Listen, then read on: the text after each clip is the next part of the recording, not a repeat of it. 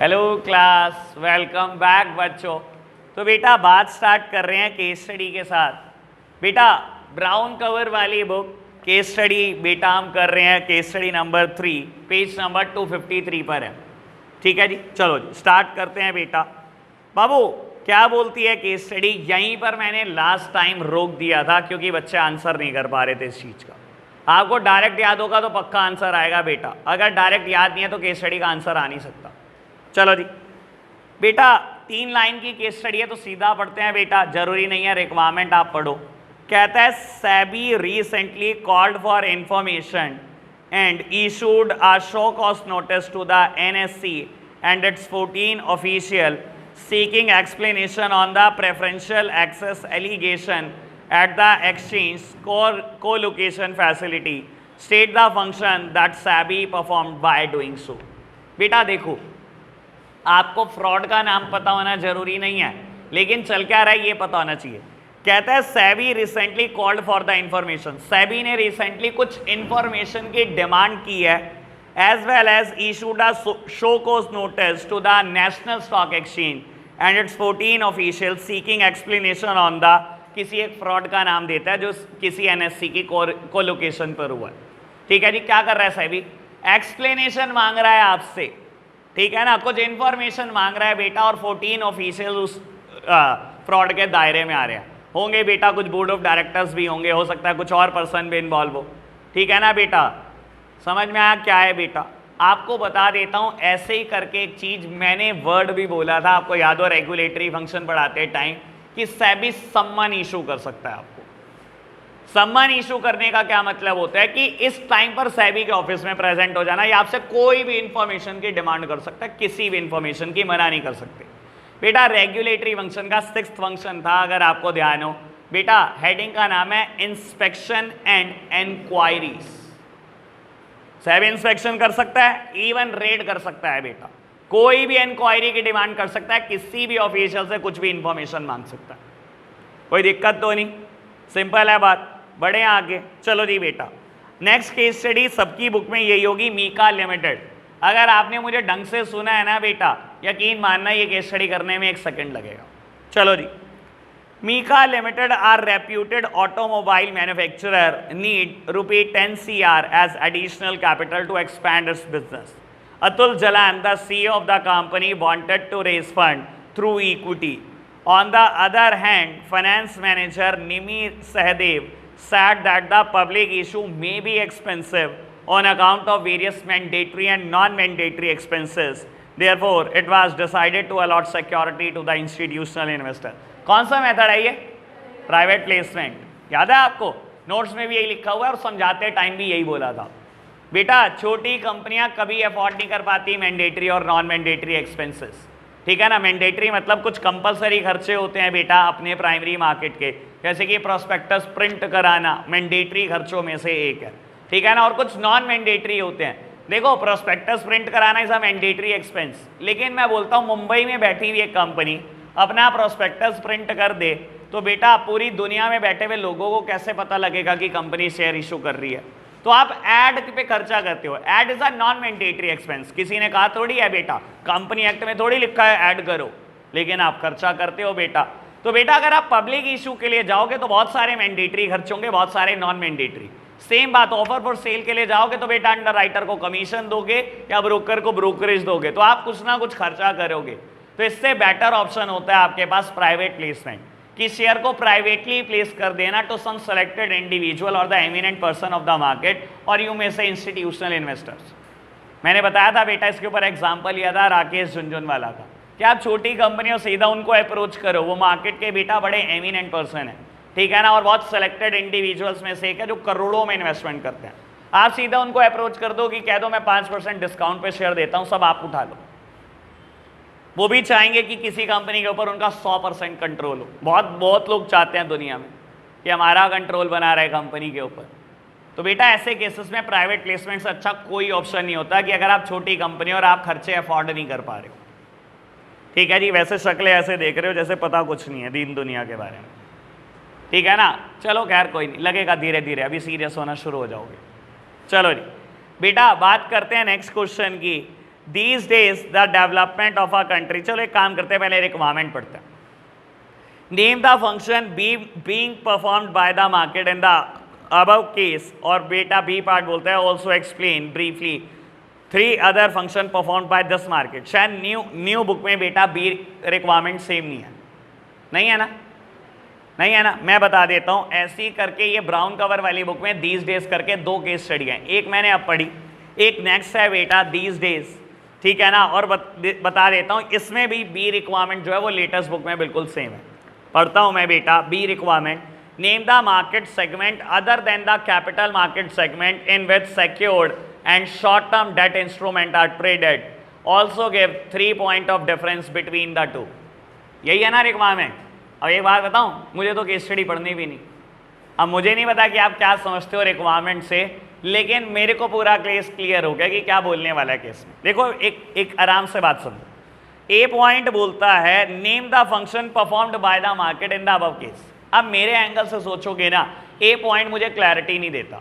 उसने बोला एक फंक्शन परफॉर्म कर रही है मार्केट, वो बता दो। भाई मेरे पास 2 मार्केट है यहाँ पर, और 2 मार्केट के फंक्शन मेरे कोर्स में है।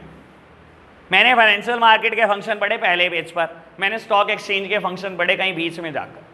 2 मार्केट के ही फंक्शन है मेरे कोर्स में, तो मुझे क्या पता तू फाइनेंशियल मार्केट के पूछ रहा है या स्टॉक एक्सचेंज के पूछ रहा है। ठीक है, मैं नहीं ए पार्ट क्लैरिफाई कर पाया बिना केस पढ़े। B part, name the market segment other than the capital market segment in which unsecured and short term debt instrument are traded. Short term instruments are traded. Sir याद है money market शुरू होते ही क्या बोला था, 5 instrument में लिख देना it is the part of short term borrowing. कहता मार्केट का एक सेगमेंट ऐसा भी है जो कैपिटल मार्केट को छोड़कर है, और उसमें शॉर्ट टर्म और अनसेक्योर्ड इंस्ट्रूमेंट बिकते हैं बेटा। सर मनी मार्केट में ऐसे ही इंस्ट्रूमेंट बिकते हैं, और कहता है दोनों का डिफरेंस लिख दो 3 बेसिस पर, और आपको पता है 7 बेसिस पर डिफरेंस पढ़ रखा है।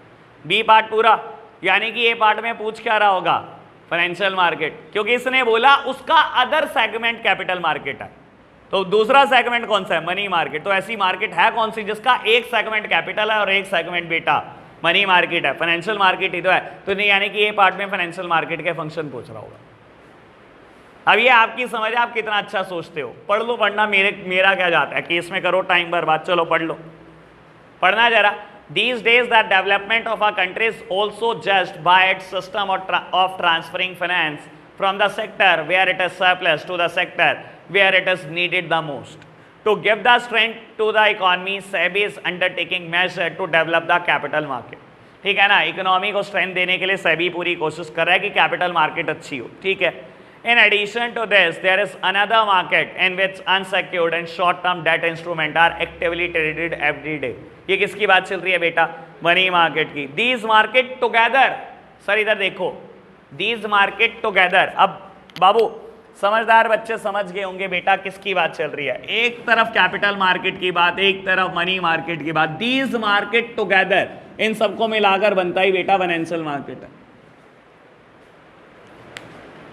क्लियर है ना बात। वैसे तो समझदार बच्चों को केस पढ़ना नहीं चाहिए, बाकी आपकी मर्जी है बेटा, रीकन्फर्म रीश्योर होना चाहते हो तो। ठीक है जी बेटा, रिक्वायरमेंट बहुत कुछ कह जाती है ढंग से रीड करोगे तो। चलो जी आगे बढ़ते हैं बेटा, नेक्स्ट केस स्टडी की बात करते हैं। सबकी बुक में यही होगी, ABC लिमिटेड इशूड प्रोस्पेक्टस। ठीक है ना बाबू, करूंगा इसकी बात, लेकिन उससे पहले कुछ बात सामने देखना मेरी तरफ। इस केस स्टडी से पहले एक बात करना चाहता हूं बेटा। सेबी का रेगुलेटरी फंक्शन हमने पढ़े, हमने डेवलपमेंट फंक्शन पढ़े, हमने प्रोटेक्टिव फंक्शन पढ़े। डेवलपमेंट फंक्शन बड़े 3 छोटे छोटे से हैं। रेयर केस स्टडी आती है बेटा डेवलपमेंट फंक्शन से। मैंने हमेशा बोला है रेगुलेटरी और प्रोटेक्टिव फंक्शन मोस्ट इंपॉर्टेंट है। यहाँ केस स्टडी ना आपको बहुत आराम से फंसा जाती है बेटा, और हमने फंसना नहीं है, सुनना बहुत आराम से इस बात को मेरी बेटा। हमने ना 3rd फंक्शन रेगुलेटरी में पढ़ा था, SEBI will लेवाई fees, SEBI will levy charges or penalty if anyone involved in a capital market contravene the direction of SEBI। यही पढ़ा था हम। अगर आप कोई भी पर्सन हो, चाहे आप इन्वेस्टर हो, चाहे आप इशूअर्स हो यानी कि कंपनी हो, चाहे आप मिडल मैन हो, ब्रोकर, अंडरराइटर हो, बैंक हो, या कोई भी इन्वेस्टमेंट कंसल्टेंट हो, कुछ भी हो, अगर गलती से आपने SEBI की कोई भी डायरेक्शन कॉन्ट्रावेन करी, SEBI पेनल्टीज लगा सकता है आपके ऊपर, चार्जेस लगा सकता है, फीस लगा सकता है। यही पढ़ा था हमने। अब होता क्या है, बच्चा पेनाल्टी वर्ड देखकर पागल होता है, उसके दिमाग में होता है पेनाल्टी, रेगुलेटरी फंक्शन चिपकाना शुरू कर। सर ऐसा नहीं होता, आप चीज को समझने की कोशिश करो। अगर आपको क्या करना है, जब भी वर्ड पेनाल्टी यूज करे हमेशा केस स्टडी को इतने ध्यान से पढ़ो कि आपको पेनाल्टी का रीजन पता हो। मैं बोलता हूं अगर केस स्टडी ऐसे कहती है कि क्या हुआ था, एक इनसाइडर ट्रेडिंग में इन्वॉल्व था डायरेक्टर और सेबी ने उसके ऊपर 20 करोड़ की पेनाल्टी लगा दी, सर कभी भी आंसर रेगुलेटरी फंक्शन नहीं होगा। पेनाल्टी का रीजन क्या है, इनसाइडर ट्रेडिंग। और हमने इनसाइडर ट्रेडिंग कहां पढ़ा है बेटा, प्रोटेक्टिव फंक्शन में। ये प्रोटेक्टिव फंक्शन है सेबी। हाँ जी, प्राइस रिगिंग की वजह से पेनाल्टी लगी, अगेन ये हमने कहां पढ़ा है, प्रोटेक्टिव फंक्शन में। मिसलीडिंग स्टेटमेंट की वजह से पेनाल्टी लगी, अगेन प्राइस रिगिंग और मिसलीडिंग स्टेटमेंट वाली बात एक ही जगह पर लिखी हुई है प्रोटेक्टिव फंक्शन में। सेकंड हेडिंग पढ़ी होगी शायद हमने, prohibits fraudulent and unfair trade practices, शायद यही था हेडिंग का नाम।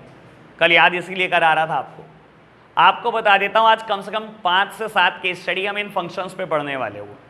ठीक है, आपने पेनाल्टी वर्ड देकर जल्दबाजी नहीं करनी, ठीक है ना, पेनाल्टी का रीजन जरूर पढ़ना, ठीक है जी। अच्छा एक बात और बताता हूं, कई बार कहेगा कि सेबी ने क्या करा, बहुत सारी इंक्वायरी बिठाई, बहुत सारा इंस्पेक्शन करा और पता लगा इनसाइडर ट्रेडिंग थी और सेबी ने पेनाल्टी लगा दी। सुन लो सर, जब आपने रेगुलर इंस्पेक्शन करा और इंक्वायरी करी, inspection and inquiries are regulatory function, लेकिन अगेन पेनाल्टी लगने का रीजन क्या है, इनसाइडर ट्रेडिंग, तो वो है बेटा प्रोटेक्टिव फंक्शन। समझ रहे हो ना, ऐसी बातें जरूर आएंगी कि रेगुलेटरी फंक्शन भी और प्रोटेक्टिव भी हो आंसर, तो देख कर करना, ठीक है जी। चलो स्टार्ट करते हैं बेटा, इसी केस स्टडी को करते हैं बात। ABC Limited issue prospectus for the subscription of its share for ₹500 crore in 2008.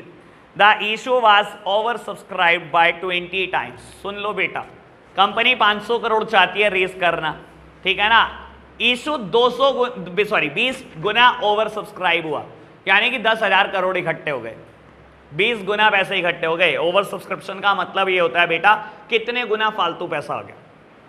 लोगों को बहुत अच्छी लग रही है कंपनी, लोगों ने पैसे जमा कराने शुरू करे, 10,000 करोड़ रुपए जमा करा दिए, जबकि कंपनी सिर्फ 500 करोड़ चाहती थी।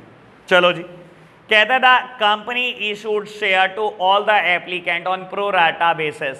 ऑल्दो खैर मैं अभी ये नहीं बता सकता प्रो राटा बेसिस क्या होता है, हमारे कोर्स में अकाउंट्स में प्रैक्टिकल चैप्टर है 3rd बुक में, इशू ऑफ शेयर्स में, ठीक है, तो लग जाएगा पता हर बच्चे को वहीं पर। कहता है later SEBI inspected the prospectus and found some misleading statement about the management of the company in it. Sir हुआ क्या, कोई ना कोई प्रोस्पेक्टस में आपने मिसलीडिंग स्टेटमेंट दे दी। स्कूल प्रोस्पेक्टस इशू करता है, याद कराया था मैंने, कंपनी भी प्रोस्पेक्टस इशू करती है, आपने प्रोस्पेक्टस में कोई मिसलीडिंग स्टेटमेंट दे दी। मिसलीडिंग मतलब कहीं ना कहीं बेटा धोखा दे रहे हो, झूठ इंफॉर्मेशन दे रहे हो। सर दे सकते हैं कि नहीं दे सकते हैं, पास्ट रिजल्ट बता दो झूठे, कंपनी ने इतना प्रॉफिट कमाया पिछले सालों में, चाहे कमाया हो 1,000 करोड़, बता दिया 10,000 करोड़, क्या हो गया बेटा, दे दिया आपने तो मिसलीडिंग स्टेटमेंट। इन्वेस्टर पागल हो गए, इतना कमाती है कंपनी, सबने शेयर खरीदने के लिए अप्लाई करना शुरू कर दिया, गलत तो किया ही है आपने। चलो जी, SEBI imposed a penalty of 5 crore and banned its 3 executive director for dealing in security market for 3 years. Identify the function and its type performed by the SEBI in above case. Sir क्या हुआ, Identify the function and its type, बेटा protective function है ये। क्यों बेटा, misleading statement की वजह से पेनाल्टी लगी है, प्रोटेक्टिव फंक्शन है और उसमें भी कौन सा type, second heading, prohibits fraudulent and unfair trade practices. Clear बात, बढ़े आगे बेटा। मेरी बुक में जो नेक्स्ट केस स्टडी है वो न्यू बुक में नहीं है, मनी मार्केट इज एसेंशियल, ये नहीं है ना, हम न्यू बुक के हिसाब से चल रहे हैं। यूनिकॉर्न सिक्योरिटीज प्राइवेट लिमिटेड, ये तो है ना। चलो जी बेटा, एक काम करते हैं, रिक्वायरमेंट पहले पढ़ेंगे, केस स्टडी ठीक ठाक बड़ी है बेटा, ठीक है ना। तो ABC 3 मेरे पास रिक्वायरमेंट है, 3rd वन इज वैल्यू, तो वैल्यू को तो इग्नोर मारो, बाकी दोनों A और B इकट्ठे पढ़ लो और फिर बेटा केस पढ़ेंगे पूरा। चलो जी, कहता है identify the step of trading procedure in the stock exchange which has not been followed by Unicorn Securities Private Limited. Trading procedure का ऐसा कौन सा स्टेप है जो Unicorn Security Private Limited follow नहीं कर रही? हाँ जी बेटा, आपको याद करा देता हूं, 5 हेडिंग है। Selection of broker, opening of demat account, placing an order, execution of order और सेटलमेंट। याद है मैंने 10 पॉइंट को इन 5 हेडिंग में एडजस्ट कराया था, ठीक है ना? आपको बिल्कुल आराम से क्लियर हो जाएगा कि कौन सा स्टेप फॉलो नहीं हुआ, ये तो मैं पक्का पर श्योर बोल रहा हूँ। B part, name the apex body of the capital market to whom customer can complain to redress their grievances. Sir हाँ, पढ़ना ही नहीं question. Name the apex body, apex मतलब जिसके जैसी दूसरी नहीं होती, एपेक्स बॉडी, ठीक है ना? मतलब आप बोल सकते हो मनीष कालो, हाँ, आपके जैसा भी कोई नहीं है, ठीक है ना? Name the apex body, apex body मतलब जिसके जैसा दूसरा नहीं है, ठीक है ना? ऐसी कौन सी कैपिटल मार्केट में बॉडी है बेटा जिसके जैसी कोई दूसरी नहीं है? ये मत कहना स्टॉक एक्सचेंज, उसके जैसी 22 और है, 23 स्टॉक एक्सचेंज है ना इंडिया में। ये मत कहना स्टॉक एक्सचेंज में कंप्लेन करेंगे उसकी जैसी दूसरी बहुत सारी है भाई। ऐसी एक एपेक्स बॉडी का नाम लिखो जो कैपिटल मार्केट में एग्जिस्ट करती है, जिसको कस्टमर कंप्लेन कर सकता है, वो सिर्फ सेबी है बेटा। अब घूम फिर के ये बात रह गई बेटा, पॉइंट ए रह गया मेरा, जिसमें भी बेटा 5 हेडिंग है, कोई एक चूज करनी पड़ेगी मुझे, ठीक है ना जी? पढ़ना शुरू करेंगे, चलो। Unicorn Securities Private Limited was established to deal in securities. It was registered as a stockbroker with NSE and the BSE to trade in security listed at these exchange, ठीक है जी। It is also a DP with CDSL and NSDL, और आपको पता है बेटा इसके बारे में भी हमने बात करी, और मैंने आपको ये भी बताया था आज की तारीख में जो कंपनी होती है बेटा वो एज अ ब्रोकर भी रजिस्टर्ड होती है, एज अ डीपी भी रजिस्टर्ड होती है और बैंक अकाउंट भी खोल रही होती है। मैंने बात की थी ना HDFC की, मैं एक्सिस की भी बात कर रहा हूँ, सेम बात है। मेरा बैंक अकाउंट बेटा एक्सिस के पास भी है, मेरा बेटा डीमैट अकाउंट भी एक्सिस के पास है, और बेटा Axis is registered as a stock broker. और आज की तारीख में हर कंपनी ऐसी होती है, इसने नाम बदल दिया बस, ठीक है? यूनिकॉर्न सिक्योरिटीज प्राइवेट लिमिटेड है, वो डीपी भी है और इसने बोला स्टॉक ब्रोकर भी है, ठीक है जी? बहुत बढ़िया, आगे बढ़ो। In the first 3 year it developed it's business successfully. After that the composition of board of director change. 3 साल धंधा बहुत बढ़िया चला, उसके बाद बोर्ड ऑफ डायरेक्टर बदल गए। हर 3 साल के बाद इलेक्शन होता है वैसे बोर्ड ऑफ डायरेक्टर के लिए, ये बता देता हूँ आपकी नॉलेज के लिए। चलो जी बढ़ते जाओ आगे। Some customer complain to the customer care centre of the company that share purchase by them for which the payment was duly made were not transfer to their demat account by the Unicorn Securities Private Limited. Customer care पे call आने लग गई बेटा customer की, ये हमने कुछ share खरीदे थे और उसके लिए पैसे भी दे दिए हैं, लेकिन अभी तक हमारे डीमैट अकाउंट में शेयर नहीं आए, ठीक है जी? बाबू आगे बढ़ो। कहता था executive of the customer care centre promise the aggrieved customer that this share will be transfer to their respective demat account very soon. बेटा रिप्रेजेंटेटिव ने बोल दिया कि कुछ नहीं होता है, बहुत जल्दी आपके डीमैट अकाउंट में रिफ्लेक्ट करने लगेंगे, ठीक है जी? But the company delayed the matter and did not transfer the share of the customer to their demat account. This eroded investors' confidence and multiplied their grievances. Sir कौन सा step follow नहीं कर रहे? सेटलमेंट। देखो एक बात सुनो, अगर एक कस्टमर बेटा देखो ट्रेडिंग प्रोसीजर में हमारे पास 5 स्टेप है, ठीक है ना? जब वो बोलता है कि आपने पेमेंट तक कर दी है उसकी, तो आप खुद सोचो आप कहाँ तक पहुँच चुके हो बेटा।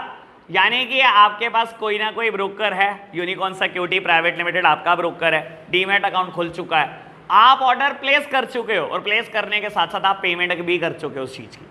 सिर्फ हुआ क्या है बेटा, आपके डीमैट अकाउंट में शेयर नहीं आ रहे, यानी कि सेटलमेंट ठीक नहीं कर रहा ब्रोकर।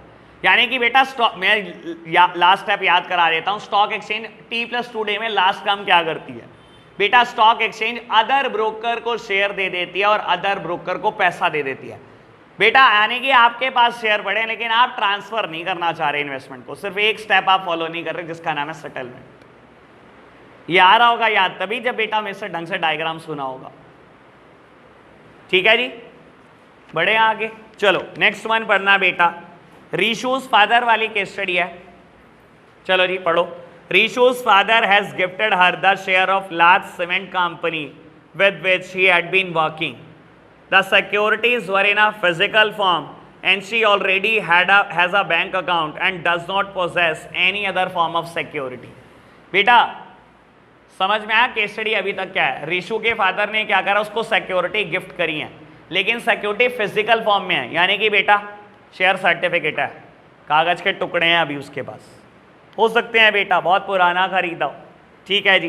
कह रहा लेकिन उसके पास अभी बैंक अकाउंट तो है लेकिन कोई और टाइप ऑफ सिक्योरिटी नहीं है, यानी कि क्लियर कट हिंट दे रहा है कि डीमैट अकाउंट अभी है नहीं, क्लियर कट हिंट दे रहा है कि डीमैट अकाउंट नहीं है अभी। चलो ठीक है।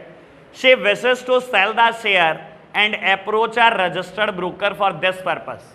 बेटा वो शेयर बेचना चाहती है और उसने रजिस्टर्ड ब्रोकर को बेटा अप्रोच कर लिया, यानी कि ट्रेडिंग एंड सेटलमेंट प्रोसीजर का पहला काम तो कर लिया उसने, सिलेक्शन ऑफ ब्रोकर। ठीक है जी, आगे बढ़ो। Mention one mandatory detail which she will have to provide with the broker. बेटा देखो क्वेश्चन कहाँ का कहाँ, कोई सर नहीं कोई पैर नहीं, दे रहा था हिंट किसी और चीज के, पूछ लिया कुछ और।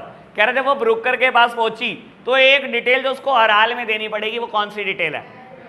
मैंने ना बेटा बहुत बार याद कराया था, अगर एक कंपलसरी डिटेल पूछेगा तो पैन है, वो देना तो बहुत कुछ होता है आपको, ठीक है ना। पैन कार्ड भी देना होता है आपको, एड्रेस प्रूफ देना होता है, डेट ऑफ बर्थ प्रूफ देना होता है, bank account detail, demat account detail, और बेटा जब लड़की लेने हो सामने वाले की तो एजुकेशनल क्वालिफिकेशन भी याद है ना। सर 6 डिटेल देनी होती है जिसमें से 5 काम की और एक तो ऐसे ही, ठीक है ना बेटा। बाबू 5 में से भी सबसे इंपॉर्टेंट है pan, PEN, full form permanent account number.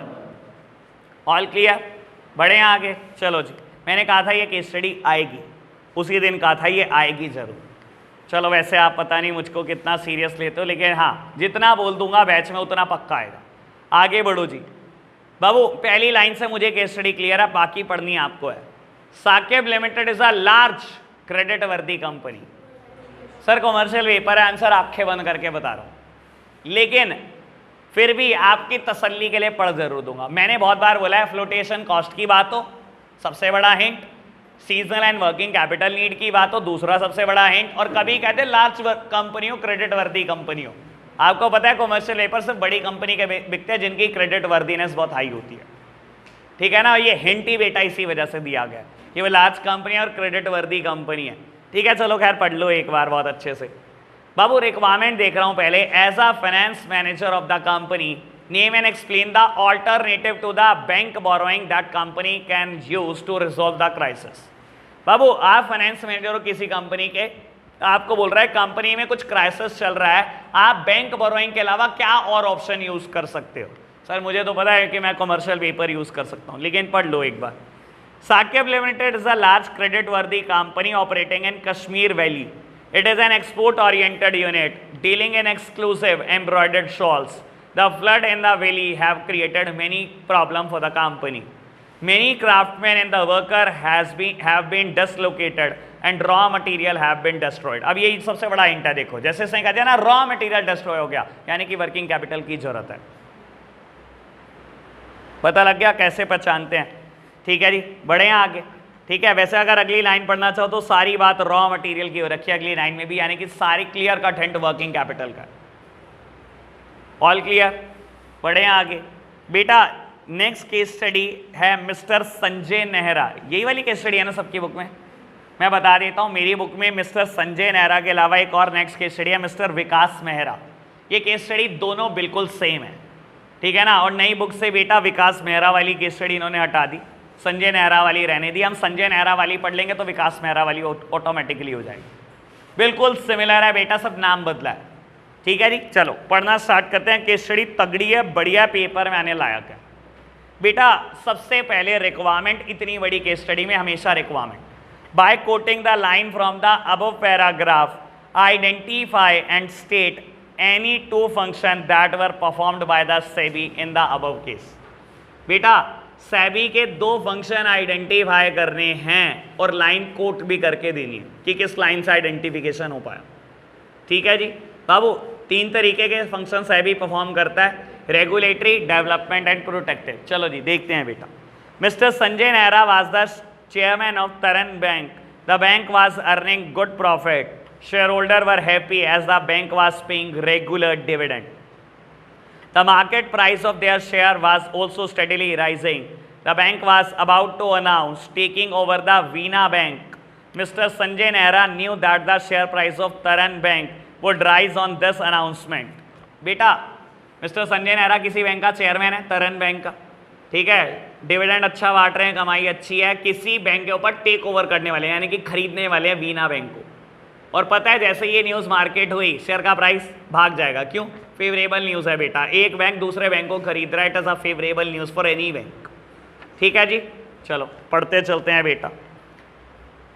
बाबू कहते हैं being a part of the bank he was not allowed to buy shares of the bank, क्योंकि बेटा बैंक का पार्ट है, ठीक है ना, और अभी तक ये इंफॉर्मेशन बेटा पब्लिक नहीं हुई तो वो बाय नहीं कर सकता बेटा। वैसे तो वो डायरेक्टली बाय नहीं कर सकता खुद भी, और ना ही इनडायरेक्टली बाय करा सकता किसी फैमिली को, फ्रेंड को, रिलेटिव को, किसी को नहीं करा सकता।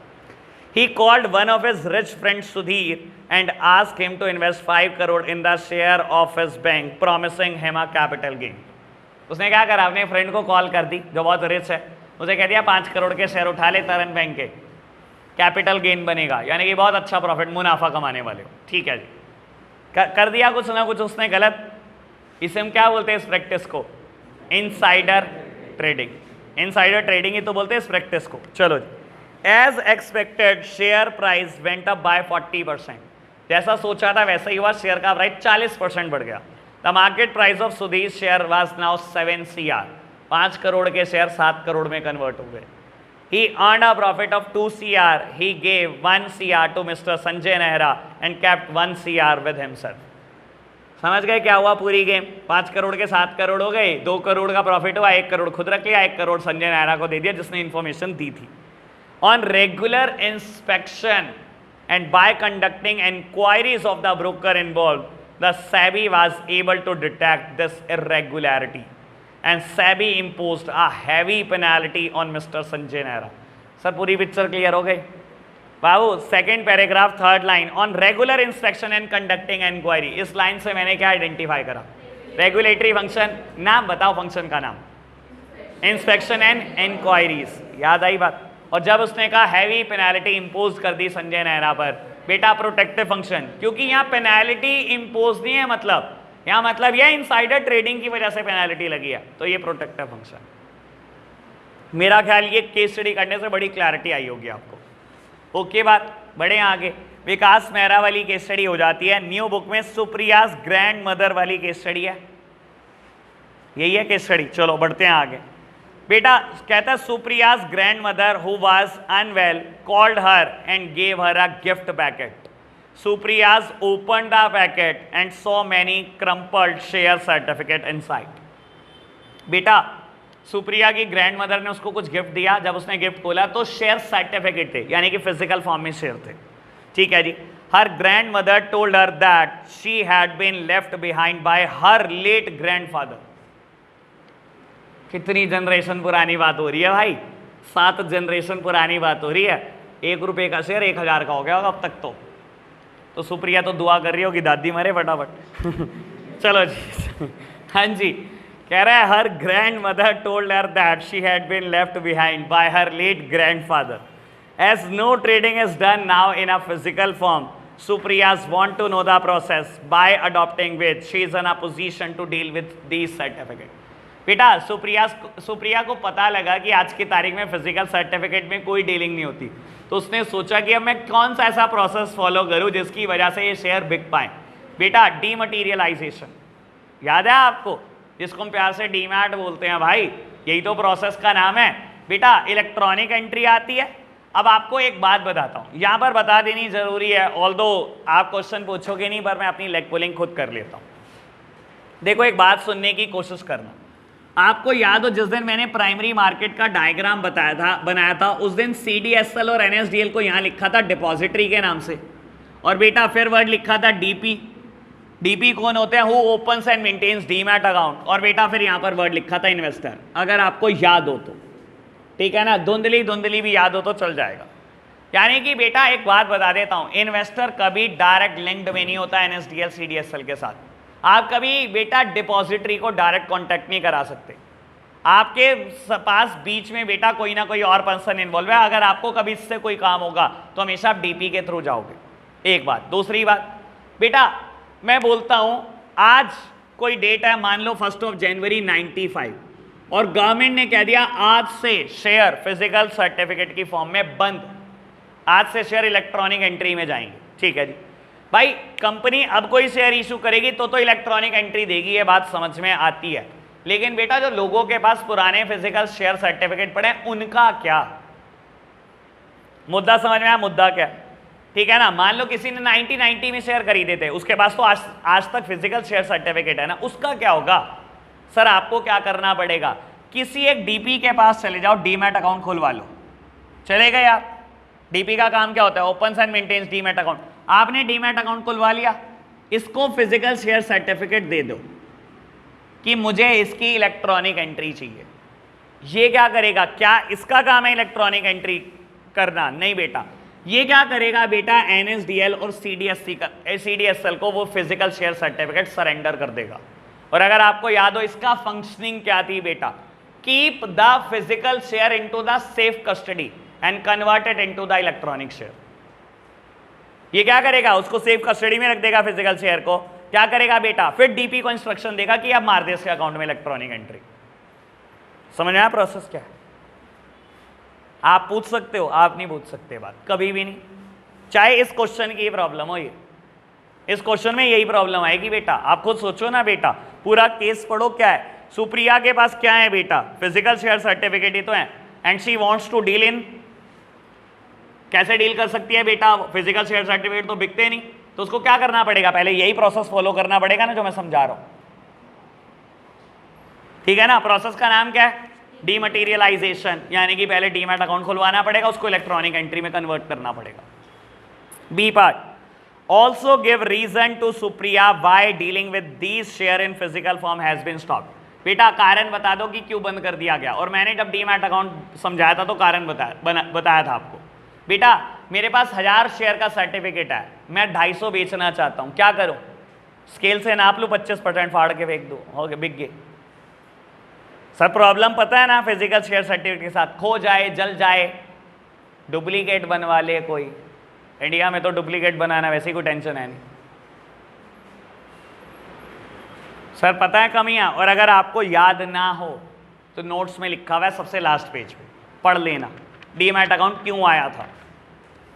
चलो जी आगे बढ़ते हैं बेटा। नेक्स्ट केस स्टडी होगी मिशन कोच लिमिटेड, और आपको बता देता हूं मेरी बुक में एक और भी है, ठीक है ना, बिल्कुल सिमिलर है उससे। नेक्स्ट ये है गणेश स्टील लिमिटेड, ठीक है ना। आपकी न्यू बुक में मिशन कोच लिमिटेड है, बिल्कुल सिमिलर केस स्टडी। आप मिशन कोच पढ़ेंगे तो वो हो जाएगी। और पहली लाइन पढ़ते ही आंसर है, mission coach limited is a large credit worthy company. हो गया, ठीक है ना। एक काम करते हैं, लेकिन रिक्वायरमेंट थोड़ी सी चेंज है। ए और बी रिक्वायरमेंट पढ़ते हैं सबसे पहले। Name and explain the money market instrument the company can use for the above purpose commercial paper. B part पूछता है उसकी ड्यूरेशन क्या है, 15 दिन से 1 साल। अगर मैं ना बताऊं तो ये भी नहीं बता सकते तुम, कह रही नहीं, 15 दिन से 1 साल ही है कमर्शियल पेपर की ड्यूरेशन। और C part state any other purpose for which this instrument be traded. बेटा देखो एक बात सुनो, पहले आपको यह पता होना चाहिए कि केस में कौन सा पर्पस दे दिया गया, तभी तो अदर पर्पस लिखोगे। पर्पस गिनती के 2 हैं भाई, याद करो, एक फ्लोटेशन कॉस्ट और दूसरा सीजनल और वर्किंग कैपिटल नीड। तो पहले क्वेश्चन में पढ़ना तो पड़ेगा ना। देखो सबसे लास्ट लाइन पढ़ना, to meet the expenses of flotation cost, यानी कि फ्लोटेशन कॉस्ट वाला तो यूज हो गया। दूसरा क्या होगा, seasonal and working capital need. Clear बात।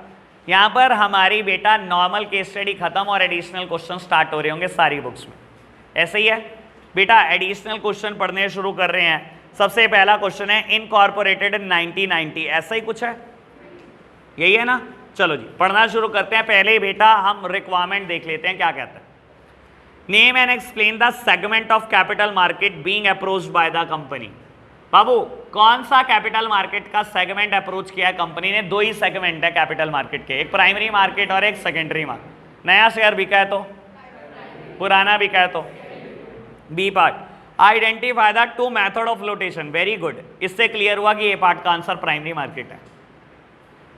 सर मेथड ऑफ फ्लोटेशन मेरे पास सिर्फ प्राइमरी मार्केट में, अगर समझदार हो तो शायद केस पढ़ने से ना बच जाओ। Identify the 2 method of flotation used by the company to raise the required capital. Give one difference between them. तो बेटा मुझे 2 मेथड ऑफ फ्लोटेशन बताने हैं, इसके लिए तो केस पढ़ना पड़ेगा, लेकिन ये पार्ट का आंसर क्लियर हो गया कि प्राइमरी मार्केट है। ठीक है ना, समझ में आ रहा होगा कि रिक्वायरमेंट पढ़ने के फायदे कितने हैं। पहले रिक्वायरमेंट पढ़ लो तो केस पढ़ने से भी बच जाता है कई बार। चलो जी बेटा, वैसे एक बात बताऊं, मैं पूरा केस पढ़ूं क्यों, इतनी गपड़ गपड़ आपने की हुई है। लास्ट लाइन देखो, Raju dairy limited has decided to approach capital market through a mix of offer for sale 4 crore share और पब्लिक इशू 2 करोड़ शेयर। तो आपने क्या 2 मेथड यूज कर रखे हैं, ऑफर फॉर सेल क्लियर नाम दिया गया और पब्लिक इशू का दूसरा नाम होता है ऑफर थ्रू प्रोस्पेक्टस। मैंने नाम लिखवाए थे इसके 3, offer through prospectus, public issue और आईपीओ। खत्म, इतना ही आसान था। ठीक है जी, केस स्टडी नंबर 2 एडिशनल की बेटा आप रीड करना, आप रीड करना एक बार, मेरा ख्याल क्लियर होनी चाहिए आपको।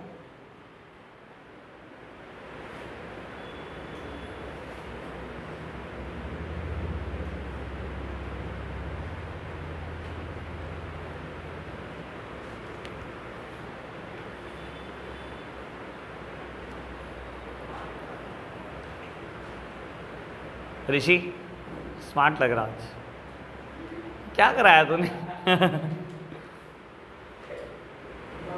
एक बार रैंकी उतार के दिखा सबको अपनी शक्ल। ये आज के जमाने में कौन कराता है भाई?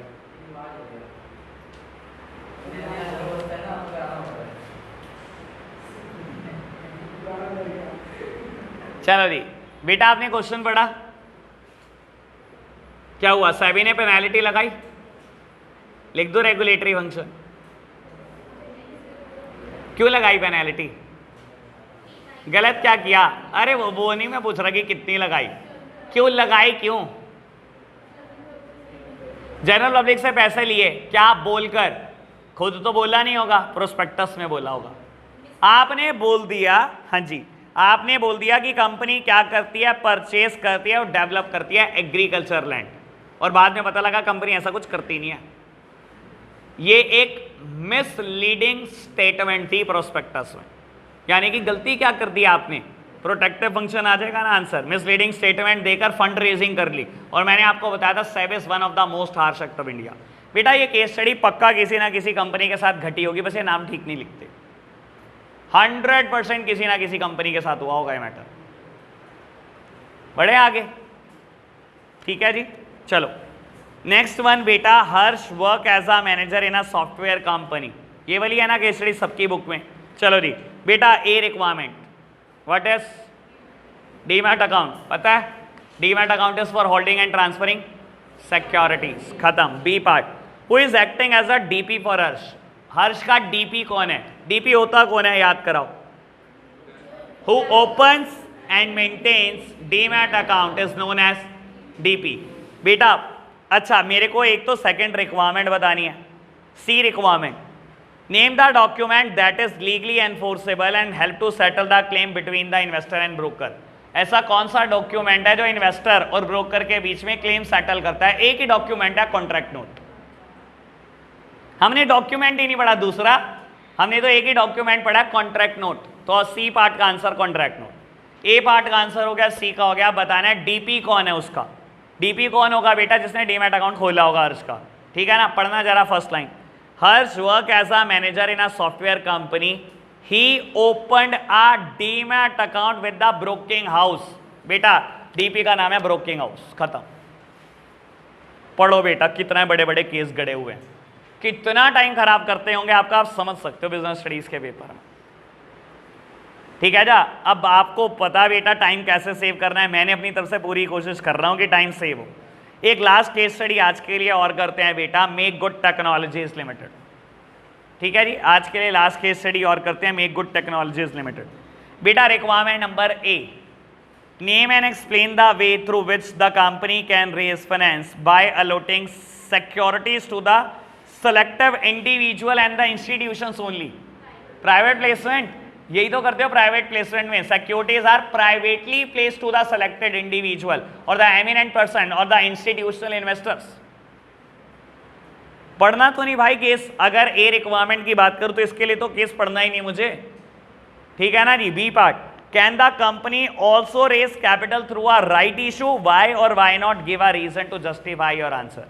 बेटा आपसे पूछता है क्या कंपनी राइट इशू से भी पैसा ले सकती है, क्यों और क्यों नहीं। देखते हैं बेटा क्यों या क्यों नहीं, पढ़ना पड़ेगा केस पूरा और आपको रीजन देने। चलो पढ़ते हैं जी। Make Good Technologies Limited is one of the top supplier of security software product and solutions in India with a market share of over 20% in the retail segment। ठीक है जी, सिक्योरिटी सॉफ्टवेयर रिलेटेड कुछ product बनाते हैं, 20% market share है। Its customer include people all section of the society, both house hold and the corporates. ठीक है जी बाबू, let's suppose की CCTV television ही बनाते हैं, वो भी एक सिक्योरिटी प्रोडक्ट है बेटा, ठीक है ना बाबू। दोनों को चाहिए, हाउस होल्ड को भी चाहिए, कॉर्पोरेट्स को भी चाहिए। कॉर्पोरेट तो क्या करते हैं, हर कैबिन में लगवा के रखते हैं, और हाउस होल्ड अपने घर के बाहर लगवा के रखते हैं। ठीक है जी, सबको चाहिए। Its unique threat detection system work to detect security threat including virus attack in a real time to protect users IT assets across varied platform and devices. ठीक है जी बेटा, IT रिलेटेड सारे थ्रेट को डिटेक्ट कर लेता है, वो चाहे वायरस है या कुछ भी है। चलो ठीक है, बहुत बढ़िया। अभी तक कोई काम की बात नहीं आई, इधर उधर की बात है, सब टाइम बर्बादी। The company has an established track record of growth and financial performance. फिर बेकार बात। At present the company operate only through its website. फिर बेकार बात। The company now intend to launch a range of computer accessory and plans to market it by opening its own retail outlet. अभी तक भी कुछ नहीं आया, कितनी केस स्टडी गलत पढ़वा दी। So the board of director of a company has decided to only raise capital for the first time through an issue of share, but at the same time they do not wish to get into the hassles of launching a public issue of share। कह रहा company पहली बार share issue कर रही है, लेकिन वो public issue नहीं चाहती। ठीक है ना। ए पार्ट ने पूछा कैसा कौन सा सिस्टम है जिसमें सेलेक्टिव इंडिविजुअल या इंस्टीट्यूशनल इन्वेस्टर को शेयर बेच सकते हो, वो प्राइवेट प्लेसमेंट है।